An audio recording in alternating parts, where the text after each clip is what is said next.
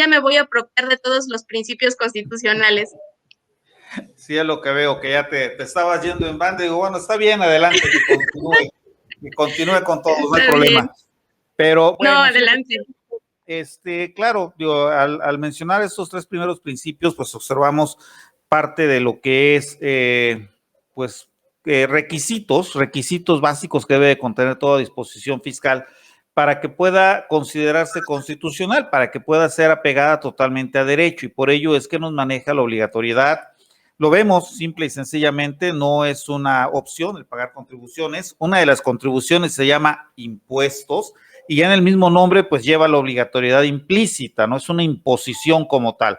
Y de ahí, bueno, pues la generalidad y la vinculación con el gasto público, sobre todo este último, que pues nos deja muy marcada la Constitución que la obligación es de contribuir es para el gasto público, única y exclusivamente. No podemos destinar, o bueno, el gobierno no puede destinar recursos a un fin distinto a lo que sería el gasto público. Pero bueno, en la práctica a veces se dan otras situaciones, no vamos a hablar de ellas, pero lo sabemos, ¿verdad? Sin embargo, existen tres principios más, Liz, la legalidad. ¿Qué nos puedes decir de la legalidad? Así es, bueno, ya nos explicó la maestra Ada que pues es obligatorio para quién, para todos los mexicanos, y de ahí parte la generalidad. ¿Y para qué? Para el destino que se le va a dar al impuesto, que es la vinculación del gasto.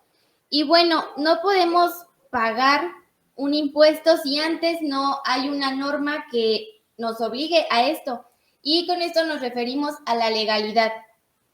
Y de acuerdo a la proporcionalidad, cantidad, cuánto vamos a pagar, y a la equidad, que sería cualitativo. Proporcionalidad, todos vamos a pagar lo mismo, pero si yo gano 1,000 pesos, el contador Antonio gana 10,000 y la maestra Ada gana 100,000, todos vamos a pagar el 10%. Todos vamos a pagar el 10% de nuestros ingresos. Y la equidad, sí, los tres ganamos 1,000 pesos, los tres vamos a pagar lo mismo porque los tres tenemos el mismo ingreso.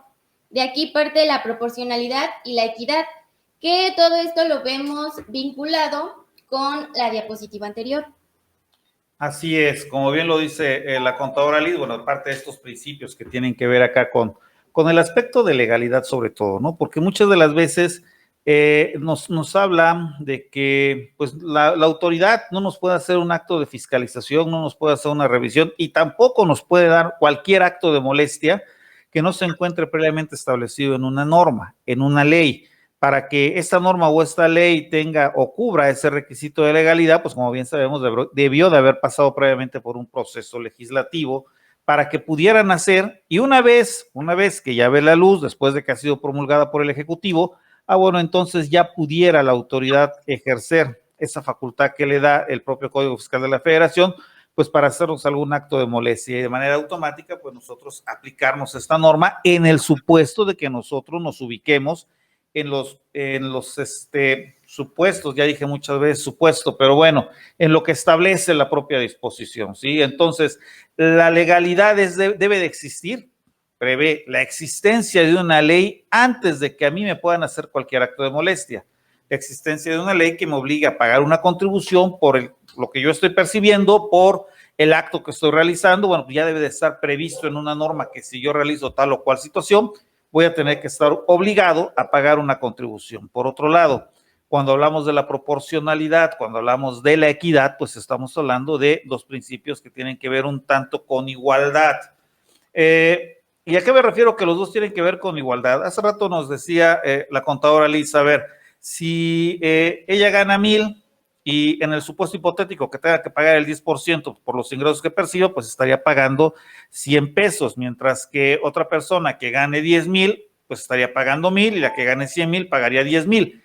Esto es un principio de proporcionalidad. El que gana más, pues va a pagar más, ¿verdad? Sin embargo, proporcionalmente, pues estarían pagando lo mismo. Esto es una cuestión cuantitativa. Por el otro lado, cualitativamente hablando, nos encontramos con la equidad. Y en la equidad me dice, si los tres ganamos lo mismo, pues los tres tenemos que pagar la misma contribución. No puede ser que uno pague más, otro pague menos, porque entonces ya estaríamos hablando de una inequidad, ¿sí? Entonces, en este caso, bueno, pues a esto se hace mención estos tres principios. Y Daniel Diev, en su libro Fiscalística, si mal no recuerdo así se llama, nos ejemplificaba estos dos principios que a veces suelen ser muy confusos, son tan parecidos que suelen confundirse uno con otro, y nos decía, a ver, mira, para que te quede más claro, la proporcionalidad es cuantitativa, y entonces en una gráfica tú la vas a identificar en una línea vertical. Porque esto quiere decir que el que gana más va a pagar más, el que gana menos paga menos, pero proporcionalmente vas a estar pagando lo mismo. Mientras que la equidad es algo cualitativo. Todos los que ganen lo mismo van a estar pagando lo mismo, y por eso nos lo representaba en una línea horizontal. En esta cruz que vemos en esta diapositiva podemos ver a la proporcionalidad en la línea vertical, a la equidad en la línea horizontal. Y creo que es una gráfica muy sencilla que nos enseñaba en su libro Daniel Diev, y que podemos observar que creo que queda un poquito más claro aquí estos dos principios que deben de regir en todas las disposiciones. Pero bueno, esto es a nivel constitucional y así muy genérico, porque obviamente no estamos profundizando en demasía en el tema, estamos tocando aspectos muy generales para tampoco no abrumarlos mucho con esto, pero ¿cuándo nace la obligación realmente? Porque aquí ya vemos, constitucionalmente, ahí tenemos la obligación que desde la Constitución le genera a todos los mexicanos, pero ya nada más porque está en la Constitución. Yo estoy obligado a pagar impuestos, ya nada más porque la Constitución lo dice, ya nace mi obligación y yo pago, o tiene que dar alguna otra situación. ¿Cuál es el origen de la obligación? Para las dos, cualquiera que quiera participar, adelante. A ver, contadora. No se me peleen nada más.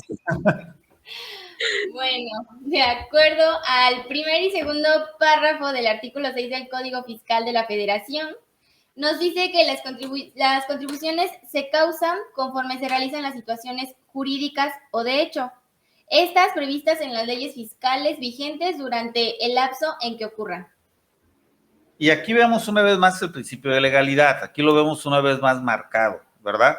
Porque claramente este primer párrafo del artículo 6 del Código Fiscal de la Federación nos establece así, que las contribuciones se causan, y aquí viene la parte del origen, del nacimiento de la obligación de pago. Me dice, las contribuciones se causan conforme se realizan las situaciones jurídicas o de hecho previstas, ya nos establece, previstas en las leyes fiscales, y son datos bien importantes, vigentes en el momento en que ocurran. ¿Qué es lo que debe estar vigente en el momento en que ocurran y qué es lo que debe de ocurrir? Bueno, pues son dos cosas bien importantes. Lo que debe de estar vigente es la norma, y lo que debe de ocurrir es esa situación jurídica que está prevista en esta norma. Si nosotros nos vamos a la ley del impuesto sobre la renta, un ejemplo bien sencillito, el artículo 1 de la ley del impuesto sobre la renta, ¿sí? Son sujetos de este impuesto las personas físicas o morales residentes en territorio nacional, ¿sí? Por los ingresos que perciban cualquiera, que sea su fuente de riqueza. Y entonces, ¿qué está previendo esta norma? Bueno, este artículo pone tres supuestos diferentes. Cuando se es residente en territorio nacional, cuando se es residente en el extranjero, pero con un establecimiento permanente en México, y cuando se es residente en el extranjero y no se cuenta con un establecimiento permanente en México. Maneja tres supuestos, pero vamos a centrarnos en este momento únicamente en el primer supuesto. El que es residente en México. Ser persona física o persona moral. Y aquí no hay de otra, o soy persona física o soy persona moral. Salvo que no sea capaz, que no tenga la capacidad por cualquiera de los supuestos de incapacidad que me maneja el Código Civil, desde la minoría de edad hasta la privación de la libertad. Si no tengo la capacidad, pues entonces no voy a poder ser sujeto de una contribución por incapacidad. Pero, si yo tengo la capacidad, entonces soy persona física. Y si resido en territorio nacional, entonces ya estoy cubriendo dos de los tres supuestos jurídicos que prevé la norma. Y el tercero, el que detona que yo soy sujeto del impuesto sobre la renta, es que percibo un ingreso. Entonces, soy persona física, resido en territorio nacional y tengo ingresos, soy sujeto del impuesto sobre la renta, me ubico en la situación jurídica que prevé la ley del impuesto sobre la renta y por esa situación ya tengo que pagar el impuesto. Ahí es el origen fiscal de mi obligación de pago del impuesto sobre la renta. Cuando reúno los tres requisitos, porque puedo ser persona física, puedo residir en territorio nacional, pero no tener ingresos, pues no me ubico en el supuesto jurídico que prevé una norma. ¿Por qué? Porque no estoy percibiendo un ingreso. Percibo el ingreso, me ubico en el supuesto jurídico. Y en ese momento es el origen, ¿sí? Es el origen de la contribución. Es el origen de mi obligación a pagar el impuesto sobre la renta. Por ello, si nosotros ya nos empezamos a enfocar desde aquí un poquito a que si tengo o no que presentar una declaración anual, por regla general, ojo, estoy hablando de regla general. Yo sé que muchos van a decirme que los asalariados con ingresos menores a 400 no están obligados al anual. Estoy completamente de acuerdo con ustedes. Sabemos que hay 4 o 5 supuestos que se manejan en la ley del impuesto sobre la renta para que una persona física del régimen de salarios no presente su declaración anual. Eso lo sabemos. Pero estoy hablando de la regla general. Nos vamos a la generalidad. Soy persona física, resido en México, tengo ingresos, estoy obligado a pagar el impuesto sobre la renta, por regla general. Ya en lo particular, bueno, ya iremos viendo más adelante si me ubico o no en algún supuesto o en qué supuesto en particular me estoy ubicando para el pago de la contribución. Entonces, hasta este punto, bueno, ya estamos observando dónde está el origen fiscal de mi obligación. Ya vimos en la Constitución, ahora estamos viendo el artículo 6 del Código, que ahí me pone el momento exacto en el que nace mi obligación a pagar un impuesto. Ahora, segundo párrafo, Ada, segundo párrafo de este mismo artículo 6, ¿qué nos establece? El segundo párrafo como que nos puede confundir un poquito y va a ser importante aclarar este punto porque nos dice que dichas contribuciones se determinarán conforme a disposiciones vigentes en el momento de su causación, pero le serán aplicables las normas sobre procedimiento que se expidan con posterioridad. Aquí como que la onda es un poquito compleja, porque sí vamos a generar una contribución, pero ¿por qué le van a aplicar las normas de procedimiento de posterioridad? Un procedimiento es el cómo vamos a hacer algo, ¿sale? Entonces, lo que vamos a hacer nosotros es que, por ejemplo, si tenemos alguna contribución pendiente de pago de años anteriores, ¿sobre qué es con lo que la vamos a pagar? ¿Quién nos va a decir qué es lo que vamos a pagar sobre un ingreso que tuvimos en determinado año? ¿La ley de aquel año o la ley actual? En este caso, nos vamos a tener que remontar a la ley que estaba vigente en el año en el que se causó el motivo del impuesto. Sin embargo, como hemos visto, la parte fiscal ha cambiado mucho y ha evolucionado mucho, en especial en los últimos años, que se ha ido incluyendo el uso de las tecnologías. Al principio, recordemos, desde hace muchos años, la manera de contribuir era muy diferente, inclusive podríamos decirlo poco controlada, y conforme han pasado los años, podemos ver, por ejemplo, cambios tan drásticos como fueron las reformas del 2014 a la fecha, que se estructuraron completamente las leyes fiscales, y en este caso, supongamos que tenemos un caso de pagar una contribución del año 2010, y la vamos a pagar apenas ahorita en el 2021. ¿Qué vamos a hacer? Sobre qué ley me voy a apoyar para hacer el pago. Bueno, pues vamos a tener que acudir a la ley que nos correspondía para saber sobre qué vamos a ejercer el pago.